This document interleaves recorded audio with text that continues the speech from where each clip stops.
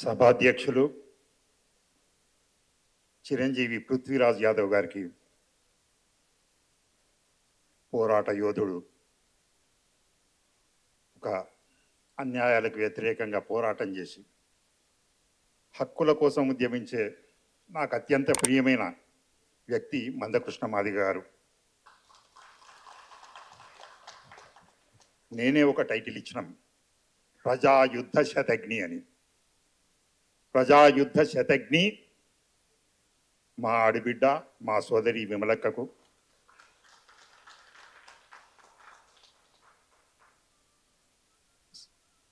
దాదాపు తెలంగాణ కళ సాకారం కావడానికి తమ సర్వస్వం అర్పించిన అనేక మంది యువకులు ఈ వేదిక మీద ఉండడం, దరుగల్లన్న కావచ్చు, రవి కావచ్చు, శ్రీనివాస్ కావచ్చు, తమ మాటలతోని పాటలతోని తమ కష్టంతో ఈ తెలంగాణ కళ సాకారం కావడానికి కృషి చేసిన వీళ్ళందరి మధ్య ఉండను నా అదృష్టంగా భావిస్తున్నాను. అట్లే మా ప్రియ సోదరులు పాశం యాదగిరి గారికి, మాడబూసి శ్రీధర్ గారికి, మిగతా అందరికీ, సభను అలంకరించిన ఉద్దండులందరికీ, అతిరథ మహారథులందరికీ, అట్లాగే మీరందరూ మాట్లాడే ప్రజాస్వామిక తెలంగాణ మీ అందరిని చూస్తే సాకారం అయింది అనిపిస్తుంది. ఎందుకంటే ఆ కాలం ఆనాడు మేము ఉద్యమం మొదలుపెట్టిన నాడు ఎట్లుందో అదే యువ రక్తం, అదే యువకులు. ఈ యువతకు మా పృథ్వీకి ఏం అటాచ్మెంటో నాకు తెలియదు, కానీ ఆయన వయసు పెరుగుతుంది, కానీ యువత మాత్రం ఎప్పుడు ఆయన వెంబడే ఉంటున్నారు.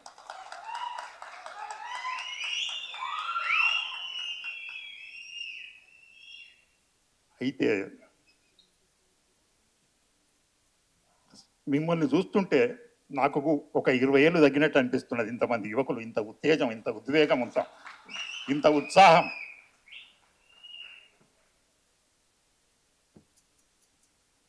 ఇంత చక్కటి కార్యక్రమాన్ని ఒక గొప్ప తండ్రి కోసం, ఒక యోగ్యుడైన తనయుడు ఇంత చక్కటి సమావేశాన్ని ఏర్పాటు చేయడం అనేది చాలా గొప్ప విషయం. దానికి నేను పృథ్వీరాజును మనస్ఫూర్తిగా అభినందిస్తున్నాను.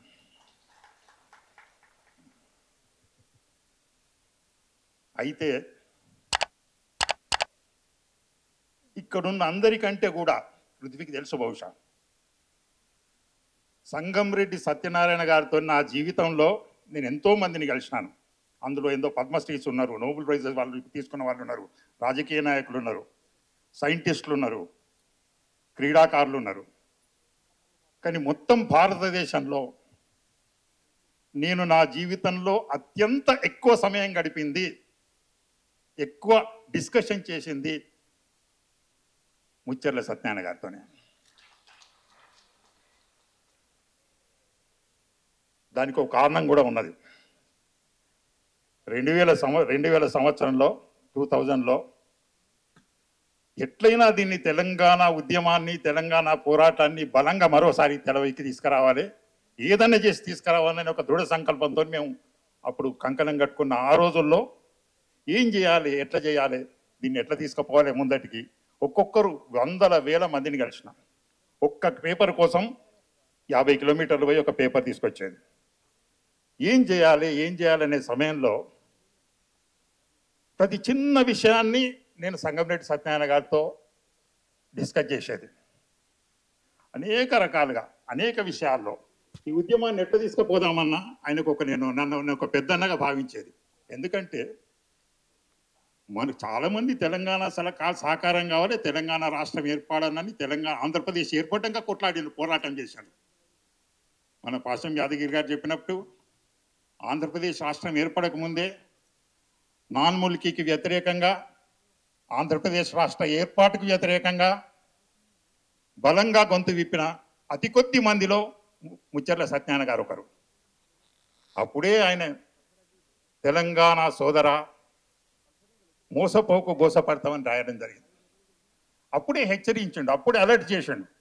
వైతాళిక అనే పదానికి ఇప్పుడే మన వారు డీటెయిల్గా వివరణ డీటెయిల్గా చెప్పిండ్రు పాశం యాదగిరి గారు.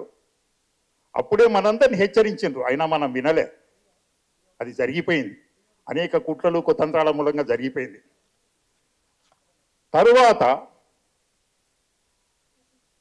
స్టూడెంట్స్ విద్యార్థులు మొదలుపెట్టిన ఉద్యమం హింసాత్మకంగా మారినప్పుడు అనేక మంది యోధాలు జై తెలంగాణ అంటూ నేల కొరిగినప్పుడు అనేక మంది తమ ప్రాణాలను తృణప్రాయంగా తెలంగాణ తల్లి కోసం అర్పించే దానికి సిద్ధమైనప్పుడు వారు ఇంకొక పిలిపించిండ్రు, రాబోయి చెన్నారెడ్డి, ఇకనైనా రాబోయి మర్రి చెన్నారెడ్డి, ఇకనైనా రాబోయి వెర్రి చెన్నారెడ్డి, ఇంతమంది కుప్పగూలిపోతున్నారు, ఈయన రావయా వచ్చి ఉద్యమానికి లీడ్ చేయమని చెప్పి పిలిచిండ్రు. అప్పుడు కూడా ఒక రకంగా హెచ్చరించినారు. దాని తర్వాత ఆ ఉద్యమం మంచికో చెడుకో కొంత దూరం జరిగి ఉవ్వెత్తున ఎగిసిపడి అది బలహీనపడ్డప్పుడు, అది అనుకోని పరిణామాలు సంభవించినప్పుడు ఆయన బలంగా విమర్శ చేశారు ఆ ఉద్యమాన్ని నీళ్లు గార్చిన వాళ్ళకు, ఉద్యమానికి ద్రోహం చేసిన వాళ్ళను, ఉద్యమానికి వెన్నుపోటు పొడిచిన వాళ్ళను అత్యంత తీవ్రంగా విమర్శించడం జరిగింది. ఆయన తెలంగాణ కోసం ఆ కాలంలో అసలు పత్రిక నడపడం అనేది సామాన్య విషయం కాదు. ఆంధ్ర పాలకులకు వ్యతిరేకంగా, రాజ్యానికి వ్యతిరేకంగా తెలంగాణ పేరు మీద జై తెలంగాణ అని, జై తెలంగాణ కోసం పోరాటం చేయడానికి ఒక పత్రిక నడపడం అనేది చిన్న విషయం కాదు. ఆ కాలంలో జై తెలంగాణ అని ఒక పేపర్ నడిపిన, ఆ పేపర్ నడపడానికి ఒక సైకిల్ మీదనో లేకపోతే ఇంకో దాని మీదనో ఆ పేపర్లు తీసుకుపోయి పేపర్లు ప్రజలకు అందేటట్టు చేసి, ఉద్యమకారులకు అందేలాగా, తెలంగాణీలకు అందేలాగా ఆయన కృషి చేసింది. ఆ కాలంలో తెలంగాణ భావజాల వ్యాప్తి కోసం తెలంగాణ ఉద్యమం, తెలంగాణ నినాదం బలంగా సజీవంగా ఉండడాని కోసం ఆయన చేసిన పని అంతా ఇంత కాదు, అదొక గొప్ప విషయం. అసలు సంగంరెడ్డి నేను ఎక్కువ కొంచెం టైం తీసుకుంటున్నా, మీరు ఏమనుకోవద్దు. ఎందుకంటే నేను చెప్పిన కదా ఆయనతో ఎక్కువ కాలం గడిపింది నేనే అని. మరి బాగా అనుభవాలు ఉన్నాయి, నేను ఎక్కువ చెప్పదలుచుకోలేదు, ఒకటండి చెప్తా. అయితే ఆయన ఒక స్వచ్ఛమైన నికార్సైన, అన్నిటికంటే ముందు ఒక తెలంగాణీయుడు. ఆయన తెలంగాణ మాండలికము, ఆయన తెలంగాణ వస్త్రధారణ, ఆయన తెలంగాణ భాష, ఆయన తెలంగాణ యాస, ఆయన కూర్చుంటే ఆయన చుట్టూ తెలంగాణ అనే ఒకటి ఆవరణ ఉండేది, ఒక ఆవహించి ఉండేది. ఆయనకు తెలంగాణ అనేది ఒకటి ఆవహించేది ఉండేది. ఒక తెలంగాణ పరిమళము, సౌరభము ఆయన కూర్చుంటే కనబడేది మనకు. అక్కడ ఏది మాట్లాడినా కానీ అక్కడ మనకు తెలంగాణ కనబడేది. అందరా అది అట్లా ఆయన వ్యక్తిత్వం అట్లుంటే, ఆయన ఎన్నుకున్నది తెలంగాణ సాధన కోసం ఆయుధాలుగా ఎన్నుకున్న తన పాట, మాట, తన రచన, తన కవిత్వం చాలా గొప్పవి. శ్రీశ్రీ అన్నట్టు కుక్క పిల్ల, సబ్బు పిల్ల, అగ్గుపిల్ల ఏది కవిత కనర్హం కాదన్నాడు ఆయన. అట్లాగే వీరు కూడా జాజిరి జాజిరి అనే ఒక పాట, కపతల్లి కపతల్లి అనే ఒక పాట, ఈ రకంగా ఏది దొరుకుతుంది జనజీవన వ్యవస్థలో, ఏ అంశం తెలంగాణ ఉద్యమానికి దోహదం చేస్తుందో, ఏ అంశం ఉద్యమానికి అందుబాటులోకి వచ్చి పనికొస్తుందో ప్రతి దాన్ని ఎన్నుకొని దాన్ని ఒక గేయంగా, ఒక పాటగా మార్చి తనే పాడి ఒక భావజాల వ్యాప్తికి తీవ్రంగా కృషి చేసిన వ్యక్తి ఆ మహానుభావుడు. ఇప్పుడే కొంతమంది అన్నారు, సంజీవరెడ్డి మామ పాడింగే తుమ్మ పైజామా. ఇంతకుముందే ఒక ఆడియో వీడియోలు చూసినాను, గద్దర్ చెప్తున్నాడు. ఆ కాలంలో సంజీవరెడ్డి అటువంటి వ్యక్తికి వ్యతిరేకంగా ఎదురుడ్డి మాట్లాడడం అనేది చిన్న విషయం కాదు, చాలా గొప్ప విషయం. సంజీవరెడ్డి అంటే గజగజ వణికే జనం. సంజీవరెడ్డి చాలామంది చెప్పడం మర్చిపోయాను, నేను పాశం యాదగిరి గారు చెప్తారనుకున్నాను, ఆయన కూడా మర్చిపోయాను. సంజీవరెడ్డి ఒకసారి ఎయిర్పోర్టుకు పోతున్నాడు.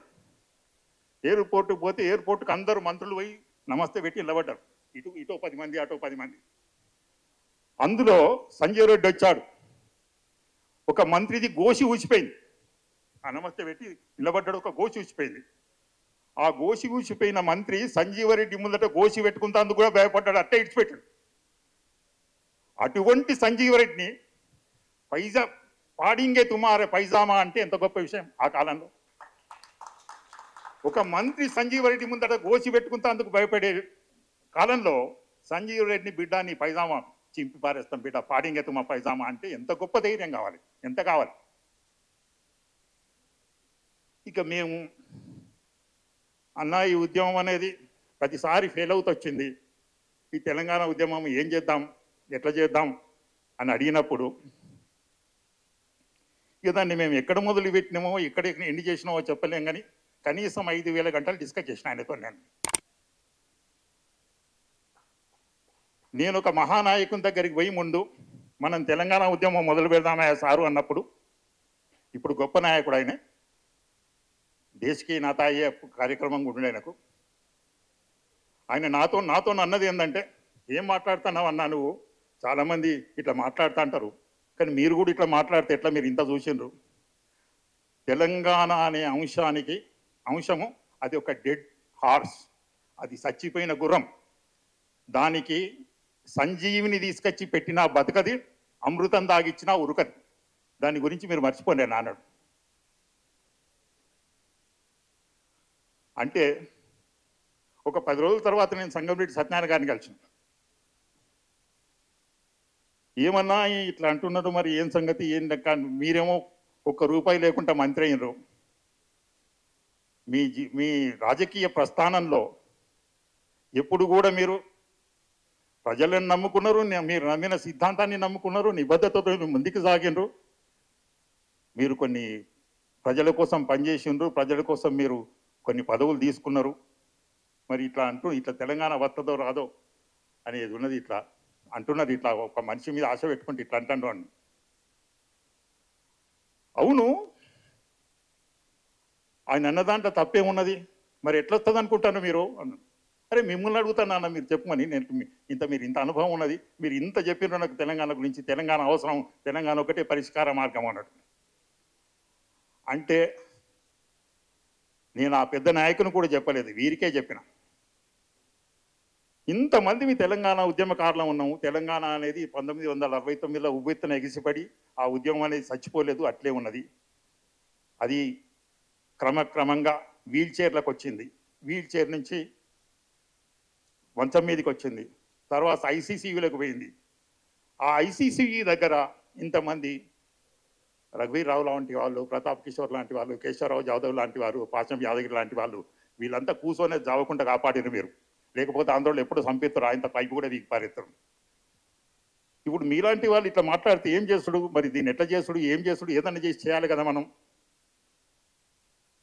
నేను ఒకటే చెప్తున్నా, ఇంతమంది పోరాట యోధులం, ఇంతమంది ఉద్యమకారులం, అజ్ఞాతంగా ఉన్నోళ్ళమో లేకపోతే బయట ఎక్స్పోజర్ ఉన్నోళ్ళమో ఇంతమంది ఉన్నాం. మనందరి ఆలోచనలు మన అరచేతులు ఆనవాళ్ళుగా, మన తలపోతలు బండరాళ్ళుగా, అంటే మన ఆలోచనలు బండరాళ్ళుగా పరిణమించి పరాక్రమిస్తే, మన కోసం భుజం కలిపి, మన కోసం నడుం కట్టి, మన కోసం కదం తొక్కి, ధ్వజస్తంభాలను చీల్చుక వచ్చి గజ కుంభాలను పగిలించే తెలంగాణ యువకులున్నారు ఇక్కడ అని చెప్పడం జరిగింది. నేను మీరేమంటారో అని చూస్తున్నా, ఇది కరెక్టే భాయ్ సాబ్, నేను అన్నది మీరేమంటారో అని చూస్తాను, మిమ్మల్ని పరీక్షిస్తున్నా, మీకు ఆ ఉత్తేజం ఉన్నదా లేకపోతే మీకు ఆవేశం ఉన్నదా లేదని నేను పరీక్ష చేస్తున్నా అన్నారు వారప్పుడు. దాని తర్వాత అనేక రోజులు అనేక గంటలు అవన్నీ చెప్పి మిమ్మల్ని విసిగించదలుచుకోలేదు. నేను చాలామంది పెద్దలు మాట్లాడే వాళ్ళు ఉన్నారు. కన్స్ట్రక్షన్ ఆఫ్ మిలిటెంట్ మూవ్మెంటా లేకపోతే కన్స్ట్రక్టివ్ మిలిటెన్సియా అనే దాని మీదనే దాదాపు ఒక 5 రోజులు చర్చ చేసినాం మేము తెలంగాణ ఉద్యమ నిర్మాణంలో. ఆఖరుకు లోహియా ఫిలాసఫీ నుంచి బారో చేసుకొని a combined approach, spade, jail, vote, ఈ 3 participation in constructive activities, participation in elections, participation in movement, ఈ కంబైన్డ్ అప్రోచ్తో పోతే ఎట్లా బాగుంటుంది బాయ్ సాబ్ అంటే, బాగుంటుంది, మంచిగానే ఉంటుంది బాయ్ సాబ్, ఇది బాగానే ఉంటుంది. కానీ మరి తెలంగాణలో చాలామంది అంటున్నారు, ఈ బక్కగొడ్డను పట్టుకొని, ఈ గొంగడి గోచిగాలను పట్టుకొని తెలంగాణ సాధిస్తామని అంటారు. మరి ఏమంటారు మీరు బాయ్ సాబ్ అని అనేది నన్ను పరీక్షించడానికి. మీకు తెలియదు బాయ్ సాబ్, కావాల్సిన వాళ్ళు మాత్రమే తీసుకురాగలుగుతారు తెలంగాణ యువతలో, తెలంగాణ విద్యార్థులు, ఈ గొంగడిగాళ్ళు, గేసిగాళ్ళు, వీళ్ళు మనతో ఉన్నంతసేపు మనకు తెలంగాణ కళ సాకారం అవుతుందనే ఒక ఆత్మవిశ్వాసంతో ముందరికి పోతాం. ఈ సెంటు కొట్టుకున్న వాళ్ళు, పట్టుదోతులు కట్టుకున్న వాళ్ళతో తెలంగాణ రాదు, వాళ్ళతోనే తెలంగాణ వస్తుందని చెప్పినాను. ఆ రకంగా అనేక సందర్భాల్లో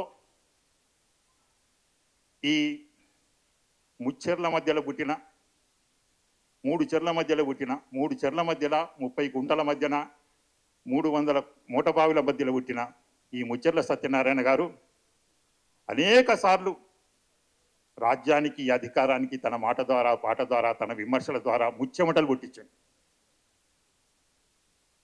ఇప్పుడు వైతాళికులు అని చెప్పిండ్రు మన పాశం యాదగిరి గారు. మొన్న ప్రపంచ తెలుగు మహాసభలు అయినప్పుడు పాశం యాదగిరి గారు తెలంగాణ వైతాళికులు అనే ఒక పుస్తకం వచ్చింది. అందులో వైతాళికుల వల్ల నేను ఎప్పుడు ఇంత ఉద్యమంలో మేము ఇంత చూసినాం. తెలంగాణ ఉద్యమానికి ఒక యాంప్లిఫికేషన్ మ్యాగ్నిఫికేషన్ ఎట్లా క్రియేట్ చేయడానికి ఒక మీడియా ఛార్జ్ తీసుకొని అనేక రకాలుగా కృషి చేసిన నాకు అందులో ఉన్న సగం మంది తెలియదు. వాళ్ళు తెలంగాణ వైతాళికులు. అందులో ముచ్చెర్ల సత్యనారాయణ గారు కనబడరు.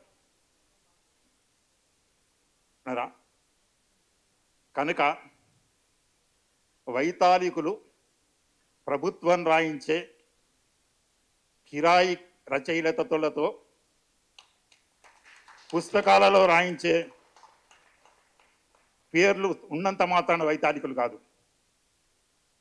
ఈ గొంగడిగాళ్ళు గోచిగాళ్ళు విద్యార్థులు యువత మాలాంటి ఉద్యమకారులు మనందరి ఉద్యమకారుల గుండెల్లో నిలిచిపోయే ఇలాంటి వైతాళికులను మన స్మృతి పథం నుంచి చెరిపేసే శక్తి హక్కు ఎవరికున్నది? ఎవరికి లేదు. వాళ్ళు ఉన్నంతసేపు ఉంటాం. ఓకే, పుస్తకాలలో కూడా మనం రాయిస్తాం. వాళ్ళ చరిత్ర ఏదైతుందో సగౌరవంగా లిఖితపూర్వకంగా ఉండేలాగా చూస్తాం. అది కూడా ఎక్కువ రోజులు లేదు. మళ్ళొక ఉద్యమానికి కూడా బరాబరి పోరాటం చేస్తాం. ఇంత పెద్ద చంద్రబాబుతో కొట్లాడినట్టు వాంతో కొట్లాడినట్టు మాకు ఇది పెద్ద విషయం కాదు. తప్పకుండా జరుగుతుంది. అయితే పాశం యాదగిరి గారు ఆంధ్ర పాలకులు వాళ్ళ వివక్ష మూలంగా వాళ్ళ దోపిడీ వాళ్ళ అనేక రకాల దౌర్జన్య మూలంగా తెలంగాణ తల్లి ఎంతో దోపిడీకి గురైంది. వాళ్ళు చేసిన దోపిడీ వేరు. తెలంగాణ వచ్చిన తర్వాత ఇంకొక రకమైన దోపిడీ జరుగుతుంది. ఎవరైతే తెలంగాణ ఉద్యమంలో తీవ్రంగా పనిచేసినరో అనేక త్యాగాలు చేసినరో వాళ్లకు వచ్చే క్రెడిట్ను కొట్టేసి వాళ్ళ క్రెడిట్లో వేసుకుంటున్నారు. ఇదొక రకమైన కొల్లగొట్టుడు. ఆ కొల్లగొట్టుడు అనేది జరుగుతుంది.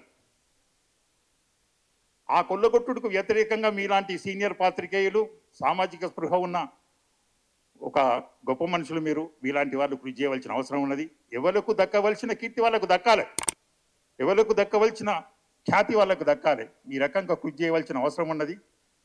ఇప్పటికే ఎక్కువ టైం అయింది. మళ్ళీ ఒకసారి ఆ నిగర్వికి, ఆ నిరాడంబరునికి, ఆ నిబద్ధత కలిగిన తెలంగాణవాదికి, నిరంతరం నిలువెల్ల గాయాలతో దగాపడ్డ తెలంగాణ కోసం నిరంతరం శ్రమించిన ఆ మహానుభావునికి మరొకసారి నివాళులర్పిస్తూ మీ అందరికీ కూడా నమస్కరిస్తూ సెలవు తీసుకుంటాను.